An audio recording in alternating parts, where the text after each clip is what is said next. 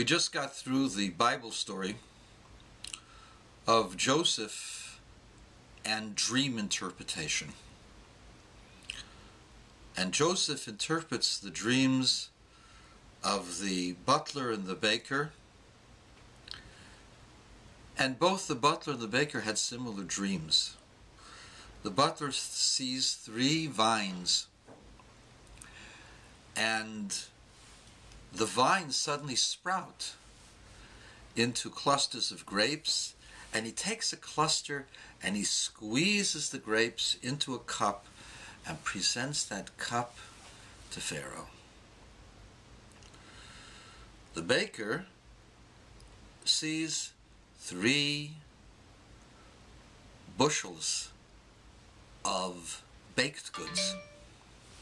The baked goods are found in these wicker baskets, and all of the delightful pastries that he would bake for Pharaoh are found in those wicker baskets, and it's on top of his head, and the bird is eating from his head. And Joseph gives an interpretation that's very, very difficult to understand. To the butler he says, in 3 days, that's what the 3 vines are for, Pharaoh will go over your case and will determine that you have to be brought back to your original position, and you'll once again be the butler, the royal butler, bringing the cup of wine to Pharaoh.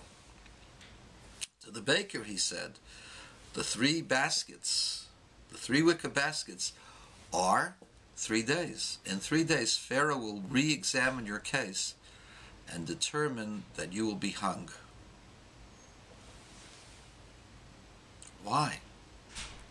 Why did the butler deserve freedom and the baker not? And remember, in the Talmud, in Brachot, it says that all of the interpretations go according to what is said, according to the mouth.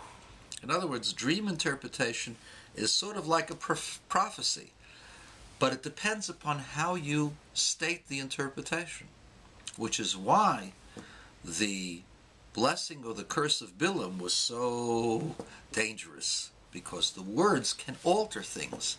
So Joseph could have altered the dream of the baker in his favor. Why didn't he? And the answer is that Joseph was as honest as they came, to a fault. And Joseph saw what was the butler dreaming about. He was dreaming about squeezing those grapes and putting them into the cup and serving them to Pharaoh. He was a faithful servant to his king. The baker, on the other hand, what did he dream about? 3 wicker baskets filled with delightful food that was anybody could eat, except it was on top of his head and the bird was eating it. He was just interested in free food. He had no desire to serve his master. Baking in the royal palace was an opportunity for him to live the good life. And therefore, Joseph knew, that this was a man who deserved to die because of his neglect.